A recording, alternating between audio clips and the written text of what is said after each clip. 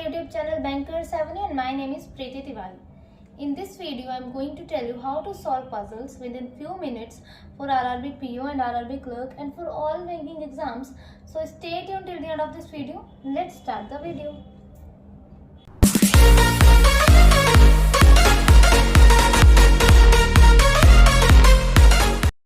Hindi medium वालों के लिए क्वेश्चन मैंने स्क्रीन पर लगा दिया, आप वहां से रीड कर लीजिए.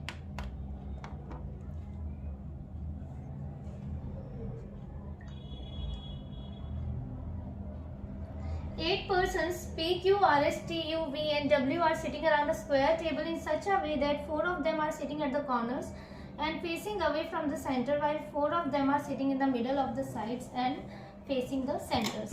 मतलब क्या है कि एक स्क्वायर है हमारा, ठीक है, चार लोग कॉर्नर में बैठे हैं और फेस कैसा उनका अवे, अवे मतलब आउटसाइड, ठीक है. फेसिंग अवे बोला है अगर उन्होंने तो इसका मतलब क्या है, आउटसाइड फेसिंग है, ठीक है.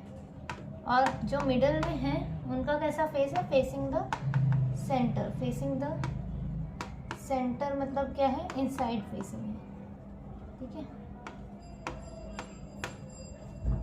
ठीक है. चलो, two persons sit between T and P who does not sit in the middle of the sides of the table. V sits immediate right of P, S sits third to right of V. Only three persons sit between S and Q. As many persons sit between Q and T as between R and W. Who is an immediate neighbor of S? U does not sit opposite to W. अच्छा देखो, ये देखो, as many persons sit between Q and T as between R and W. Q और T के बीच में जितने person हैं, R और W के बीच में भी उतने ही पर्सन है. Q और T के बीच में अगर एक भी पर्सन नहीं है तो R और W के बीच में भी एक भी पर्सन नहीं होगा. Q और T के बीच में अगर एक पर्सन है तो R और W के बीच में भी एक होगा. Q और T के बीच में अगर दो हैं तो R और W के बीच में भी दो पर्सन होंगे, ठीक है. मतलब क्या है, इनके बीच में जितने हैं उतने ही इनके बीच में है. अगर R और W के बीच में तीन पर्सन है तो Q और T के बीच में भी तीन पर्सन होंगे, ठीक है. Q और T के बीच में चार तो इनके बीच में भी चार, R और W के बीच में, ठीक है. करते हैं.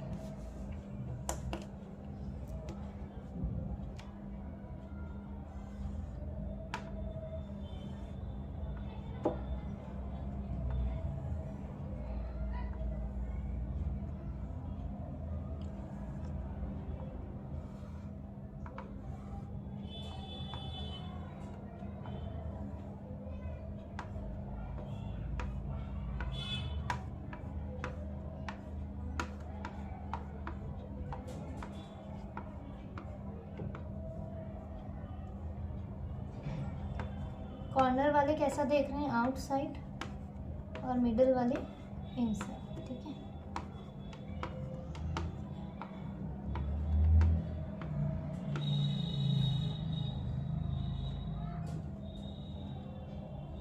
क्या बोला है, टू पर्सन है T और P के बीच में. और P जो है वो does not sit in the middle of the sides of the table. मतलब P जो है मिडल में नहीं बैठे. P कहाँ पर बैठा है, कॉर्नर में बैठे, तो ठीक है. P को किसी भी कॉर्नर में आप बिठा सकते हो. वो मिडल में नहीं बैठा, इसका मतलब क्या है, वो कॉर्नर में बैठा है, तो आप किसी भी कॉर्नर में बिठा सकते हो.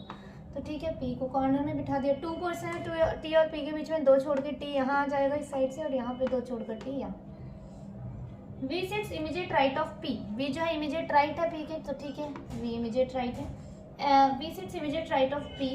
S sits third to right of V. S जो है V के थर्ड राइट में, तो V का थर्ड राइट. ये देखो, ये साउथ फेसिंग है तो इसका लेफ्ट ये होगा और इसका राइट ये होगा. इसका लेफ्ट ये होगा और इसका राइट ये होगा. ये मैं ऐसे लिख रही हूँ, ठीक है. चलो, तो 1 2 3 S कहाँ आ जाएगा, यहाँ सेम 1 2 3 S यहाँ. थ्री पर्सन है S और Q के बीच में, तो 1 2 3 यहाँ से Q यहाँ आ रहा है. अगर लेफ्ट साइड से देख रहे हैं, राइट से भी Q यहाँ ही आ रहा है, इसका मतलब Q यहाँ ही आएगा. थ्री पर्सन सेम, इसमें भी Q यहाँ आएगा. 1 2 3 यहाँ से भी, यहाँ से भी. As many persons sit between Q and T as between R and W, who is an immediate neighbor of S. W जो है S का नेबर है. देखो, इस वाली कंडीशन में तो W यहाँ ही आएगा, इसमें W यहाँ आ सकता है या तो फिर यहाँ आ सकता है. बोला क्या, Q और T के बीच में भी बीच में जितने पर्सन हैं R और W के बीच में भी उतने ही हैं. तो ठीक है, मतलब देखो, Q और T के बीच में एक भी पर्सन है नहीं है, ये दोनों एक दूसरे के इमीडिएट नेबर्स हैं. तो मतलब R और W भी के बीच में भी एक भी पर्सन नहीं होगा इस केस में. फर्स्ट केस में दोनों एक दूसरे के नेबर होंगे. और W जो है इमीडिएट नेबर है S का, तो W यहाँ आएगा या तो फिर यहाँ आएगा. देखो, अगर W को हम यहाँ रखते हैं तो यहाँ तो P और S R को सेट कर पाएंगे हम, नहीं कर पाएंगे ना. इसका मतलब W यहाँ आएगा और R यहाँ आएगा। इसमें देखते हैं Q और T के बीच में कितने पर्सन है। Q और T के बीच में देखो, वैसे इस साइड से देखें, राइट साइड से देखें अगर Q के तो 2 हैं। वेट, और क्या बोला, U does not sit opposite to W। U जो है अपोजिट नहीं है W के, तो U यहाँ है, अपोजिट भी नहीं है, इसका मतलब ये कंडीशन बन गई। यहाँ पे देखते हैं, देखो U W के अपोजिट नहीं है तो U यहाँ आएगा, तो R के लिए तो हमारे पास सिर्फ यही जगह बच रही है, देख रहे हो। और देखो Q और T के बीच में देखो 2 पर्सन है, इधर 2 या तो फिर 1 2 3 4, इधर 4, ठीक है। R और W के बीच में देखते हैं 1 2 3 1 2 3, R और W के बीच में कितने पर्सन है, 3 पर्सन है, इसका मतलब ये कंडीशन गलत हमारी, ठीक है। R को कैसे सेट किया, क्योंकि U के अपोजिट में नहीं है W, तो U के लिए ये जगह थी या तो फिर ये जगह थी, U W के अपोजिट में नहीं आएगा तो U को यहाँ बिठा दिया, तो बचा कौन, R को हमने यहाँ बिठा दिया, तो कंडीशन गलत हमारी। P V Q T R W S U, ठीक है, आया समझ।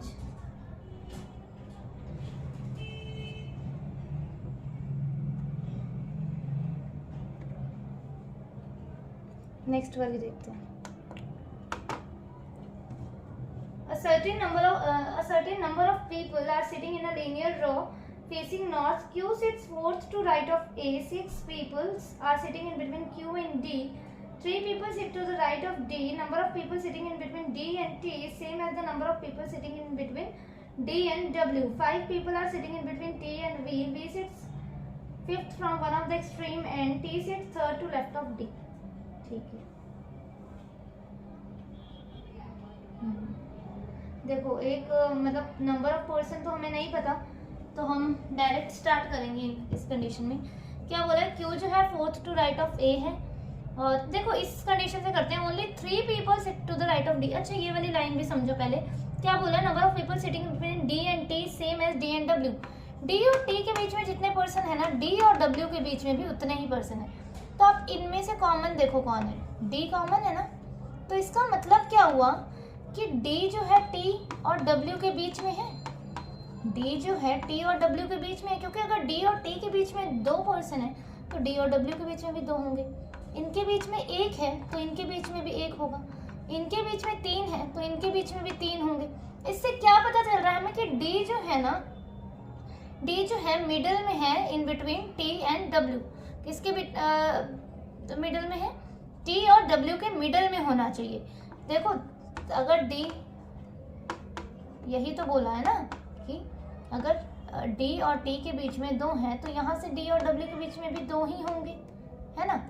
तो मतलब हमें ये समझ आ गया कि D जो है ना मिडल में है, ठीक है, किसके, T और W के।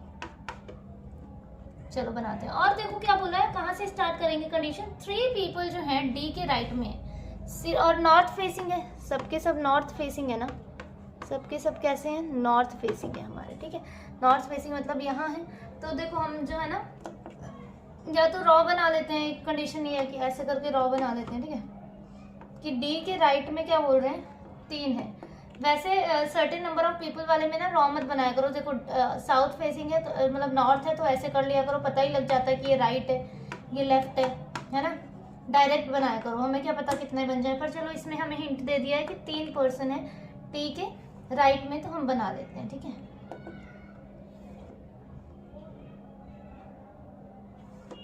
थ्री पर्सन है D के राइट में, तो D मैंने यहाँ रख दिया और 1 2 3 यहाँ पे रख दिया, D यहाँ रख दिया और 1 2 3, ये नॉर्थ फेसिंग है सब, ठीक है, मैंने यहाँ पर लिख दिया नॉर्थ फेसिंग, ठीक है। ठीक है, क्या बोला, 6 पीपल हैं Q और D के बीच में, किसके बीच में, Q और D के बीच में 6 पीपल हैं, तो ठीक है, यहाँ तो आ नहीं सकता, 1 2 3 4 5 6, Q यहाँ आ गया हमारा, ठीक है। सेम 1 2 3 4 5 6, Q यहाँ आ गया। क्या बोला है, Q sits fourth to right of A, A के फोर्थ राइट में है Q, तो मतलब A यहाँ होगा तभी फोर्थ राइट में, 1 2 3 4 आ गया, A यहाँ कर देते हैं 1 2 3 4, ठीक है। Q sits fourth to right of A। Number of people जो है D और T के बीच में, D और W के बीच में भी उतने हैं, चलो इसे बाद में देखते हैं। 5 पीपल हैं T और V के बीच में, V sits fifth from one of the extreme and T sits third to left of D। T जो है D के थर्ड लेफ्ट में है, तो 1 2 3 T यहाँ आ जाएगा हमारा, 1 2 3 T यहाँ आ गया हमारा, ठीक है। अब टी से देखते हैं क्या है, 5 पीपल हैं टी और वी के बीच में, और क्या बोला है, we seats 5th from one of the extreme and, मतलब वी जो है ना किसी एंड में से 5th में बैठा है, ठीक है। तो देखो टी और वी के बीच में कितने हैं, 5 लोग हैं, तो 1 2 3 4 5, अगर यहाँ रखेंगे हम वी को तो ये 5th होगा एंड से, ये है ना इसका एंड, तो ये तो 5th नहीं होगा वी, इसका मतलब यहाँ ही आएगा 1 2 3 4 5, वी यहाँ आ गया, और ये 5th है एक एंड से, तो इसका मतलब हमें ये हिंट पता चल रहा है, क्या मिल रहा है कि 1 2 3 4 2 3 4 5, ठीक है, ये 5th है ना एंड से, तो देखो ये 5th हो गया, 1 2 3 4 कि इसमें यहाँ पर एक और पर्सन बैठा है, सेम 1 2 3 4 5, तो अब यहाँ पर एक पर्सन और हो गया, तो ये 5th हो गया ना वी, 1 2 3 4 5, ठीक है। वी जो है ना 5th था एक्सट्रीम एंड से, किसी एक एंड से, तो ठीक है। टी और वी के बीच में भी 5 हो गए, 1 2 3 4, नहीं सॉरी यहाँ 5 नहीं आएगा, यहाँ क्यों बिठा रही हूँ मैं, 5 पीपल है ना, तो 1 2 3 4 5 यहाँ आएगा वी, सॉरी यहाँ इसमें 1 2 3 4, इसमें भी यहाँ आएगा, सॉरी यहाँ आएगा, ठीक है। तो 1 2 3 4 5, ठीक है। अब ये हो गया, देखो 1 2 3 4 5, खिचड़ी तो नहीं पक गई, ऐसे बना है, देखो ए यहाँ है, एक छोड़कर बी यहाँ, एक छोड़कर क्यू यहाँ, 1 2 3 3 छोड़कर टी यहाँ, 2 छोड़कर डी यहाँ, 3 यहाँ। अब देखो ये बना है, ये वाला देखो ना, इसे देखो ना, इसे देखो, टी और वी के बीच में 5 पर्सन बोला है, 1 2 3 4 5, और वी जो है एक एक्सट्रीम एंड से है, तो 1 2 3 4 5, ठीक है, समझिए। और कुछ गलत तो नहीं हुआ ना हमारा, 6 पीपल थे ना क्यू और डी के बीच में, तो 1 2 3 4 5 6, ठीक है। और क्या बोला है, T sits to left of D, 5 people हैं टी और वी के बीच में, बन गया शायद। डी और टी के बीच में जितने हैं, डी और डब्ल्यू के बीच में भी उतने हैं, तो डी और टी के बीच में देखो कितने हैं, 2 हैं, तो डी और डब्ल्यू के बीच में भी 2 होंगे, ये डब्ल्यू एंड में है, ठीक है, यहाँ पर है डब्ल्यू एंड में, तो बन गई हमारी पजल फिर, है ये बना है फाइनल अरेंजमेंट। कितने हैं इसमें टोटल नंबर ऑफ पर्सन, कितने गिनते हैं, एक बार रीचेक कर लेते हैं। क्यू से 4 टू राइट ऑफ है, 1 2 3 4, ठीक है। 3 पीपल डी के राइट में, ये 3 पीपल हैं यहाँ पे, ठीक है, और 6 पीपल हैं क्यू और डी के बीच में, 1 2 3 4 5 6, और टी और टी के बीच में जितने हैं, डी और टी के बीच में उतने ही डी और डब्ल्यू के बीच में, 5 पीपल हैं टी और वी के बीच में, 1 2 3 4 5, और वी जो है एक्सट्रीम एंड पे है 5th में, 5th नंबर पे, 1 2 3 4 5, ये 5th हो गया, T sit 3rd to left of D, बन गई। 1 2 3 4 5 6 7 8 9 10 11 12 13 14 15 16 17, टोटल नंबर ऑफ पर्सन कितने बन रहे हैं, 17 बन रहे हैं, ठीक है, ठीक है, ये बना है हमारा फाइनल अरेंजमेंट, ठीक है। So this is all about today's video, you can join my Telegram channel bankers Avenue.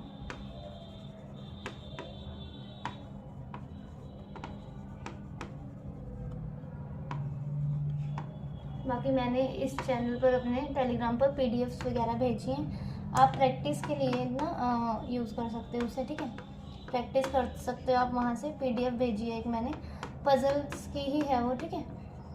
तो एटलीस्ट अगर आपकी मतलब स्पीड नहीं है अभी, ठीक है, and you are preparing for banking exams, तो कम से कम डेली की पहले तो अपने बेसिक कंसेप्ट क्लियर करो, ठीक है, कि क्या अप्रोच होती है।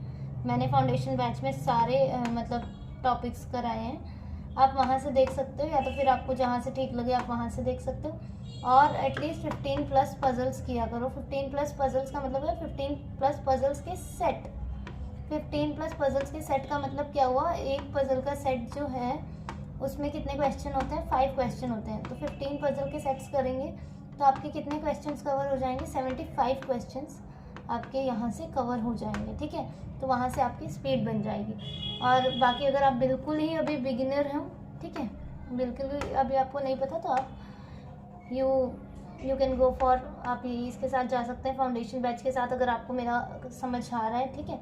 या तो फिर आप जिसको भी फॉलो कर रहे हैं, जिस टीचर को भी, आप वहाँ से अपने बेसिक्स क्लियर कर लो, उसके बाद आप इसमें मतलब करो। और जब भी मतलब स्पीड कैसे आएगी, जब आप पजल्स लगा रहे हैं तो विद टाइमर लगाइए, ठीक है, अपने साथ वॉच रख लीजिए, या तो फिर आप क्विज़ के साथ जा सकते हैं। टेक्स्ट बुक में बहुत सारे फ्री क्विजेज आते हैं, ठीक है।